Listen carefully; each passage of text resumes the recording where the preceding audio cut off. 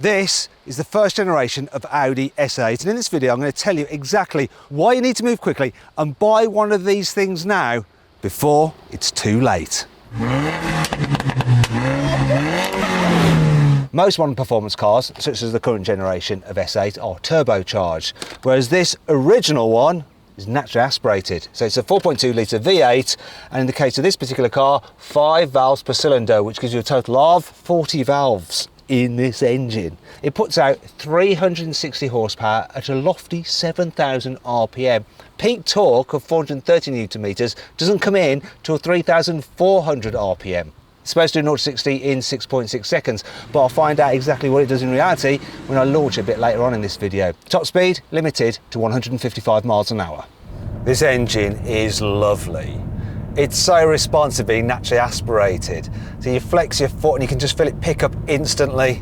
Now it doesn't have the shove that the very latest S8 does with its 570 horsepower, so like 200 horsepower more than this. And you really do have to rev it out because this car doesn't really come on song. Like peak torque is like halfway round the rev range. And if you want to get all the performance out of it, you have to wring its neck all the way to 7,000 RPM.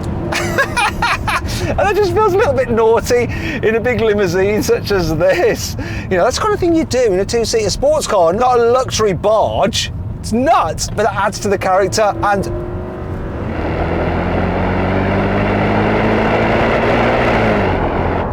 that induction noise, that hard-edged, naturally aspirated induction noise is just, oh.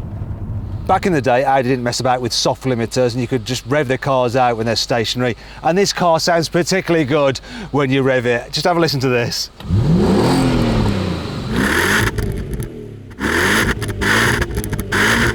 I don't get bored of that. I could just keep doing it all day. It's so funny that a luxury limousine makes that sound. Now it's time for your Audi S8 history lesson. So the D2 version of the A8 was introduced in 1994. And one of the big things about the car was that it had aluminium body panels, which saved 140 kilos compared to if they were made out of steel. The S8 model was introduced in 1996 and built all the way up to 2003. This is actually a 2001 generation car.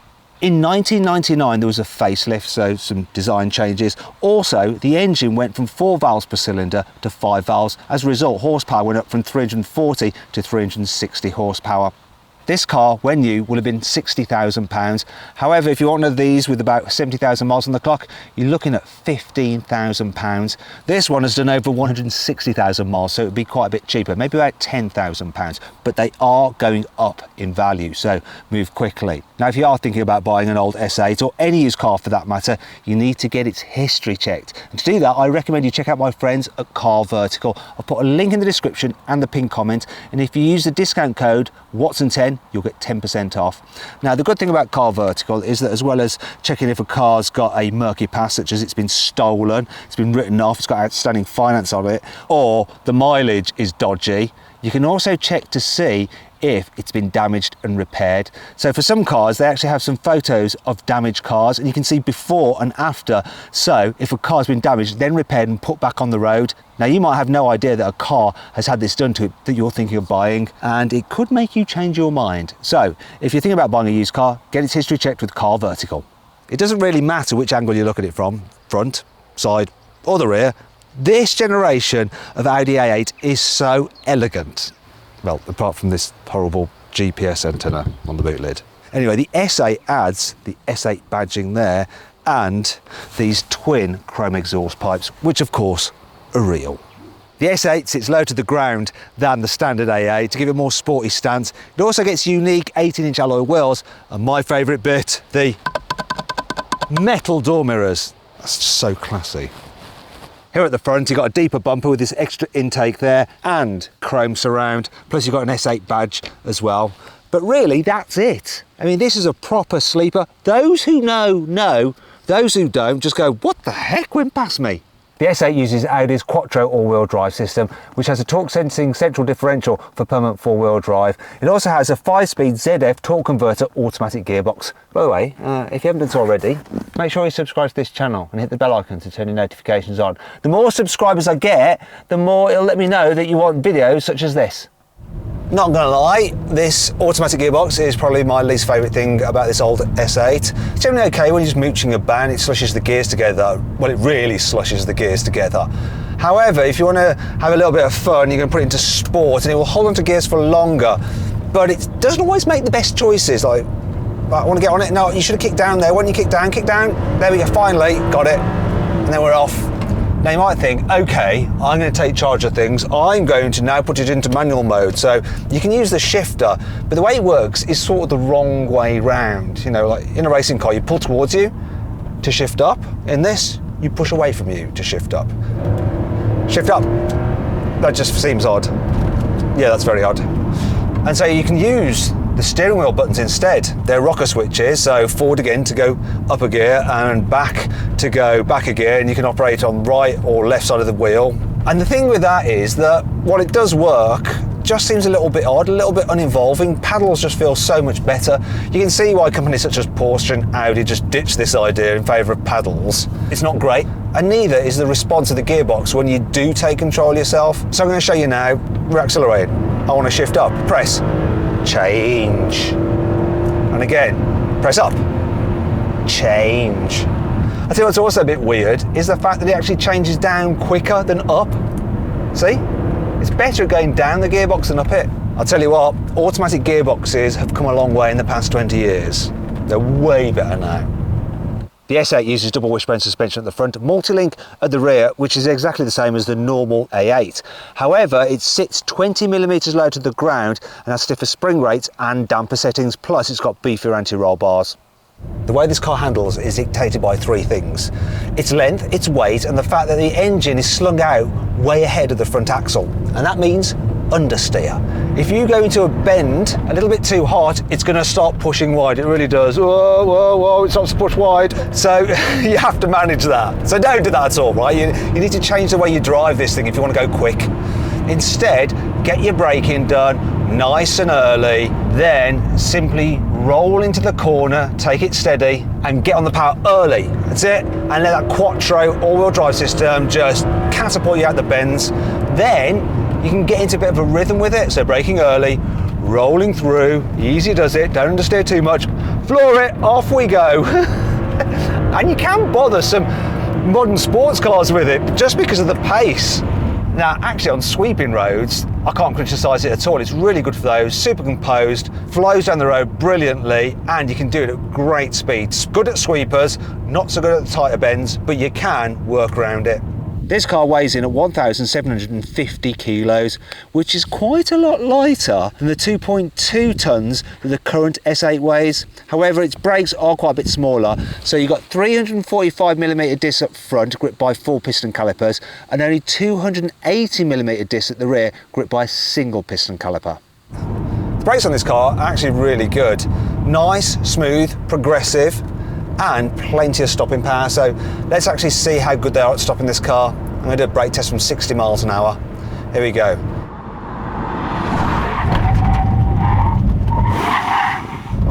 Oh, how long did that take? Let's have a look.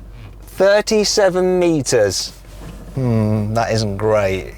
Here on the inside, this S8 does feel dated, mainly because of this wood trim. This was a period when people thought wood looked good. Doesn't. They're trying to do old-fashioned luxury in a modern car, and it just hasn't aged well at all. Neither has this infotainment screen, which is so dark and dingy. It's quite good that you can move it though to stop the glare, but you need that because it's so dim. Also at night you can barely see that because the light from that is drowned out by the red lights you have here on the climate control system. Speaking of which, the buttons have a nice robust feel to them, as do the stalks. Oh yes, nicely damped as well. Up, now everything's going. Oh God, there's all dust being blown out of the air conditioning system. Let's turn that off. It's quite easy to do, you don't have to do it through the touchscreen like you do on modern cars. Anyhow, this is one of the finest things though about these old S8s. Listen to the noise the door makes when it shuts.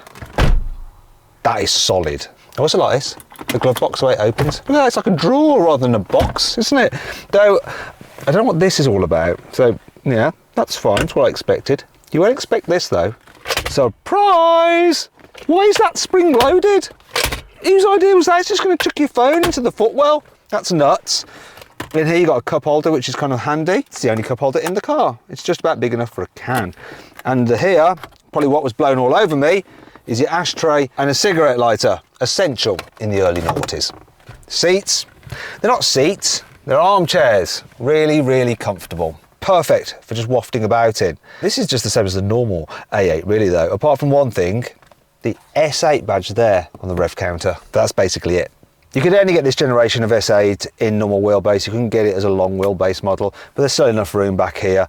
Also, it's got the essentials once again for this period of vehicle, such as a cigarette lighter and ashtrays. And you can tell the kind of person that would usually travel in the back of such a car because of this. Look, fold down the armrest, press that button there, which has the medical cross on it, and in here is an emergency first aid kit. Now, if you're an important person, you might want to keep prying eyes out. So you've got these blinds. It's not very high tech. However, you do have an electrically operated blind for the rear window, though. I can only operate it from the front. See if it still works. Yes, it does. The boot capacity on this car is a more than adequate 550 litres, and that's all you really need to know about that. Obviously this S8 is designed to have a dual personality, and its main personality is to just waft you about in comfort, and it does a really good job of that. The suspension is really comfy over bumps. The sound insulation is good, apart from on this car, which seems to have a bit of extra wind noise here. I think the door seal might be going because I'm getting whistle right by my ear hole. Don't seem to be getting it from the other window. That'll be a cheap repair. Now, considering this thing has done like 160,000 miles, there's not many rattles, squeaks coming from it. Have a listen. That's at 60 miles an hour.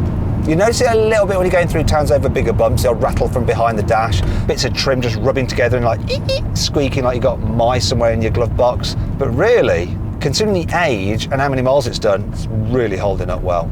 So if you're thinking about buying one of these, what kind of economy can you expect? This is showing instant. So if I'm just cruising along at 40, you can get 35 if you're really gentle with the throttle. But if I floor it, what's going to happen? Oh no, that's looking bad, that's awful.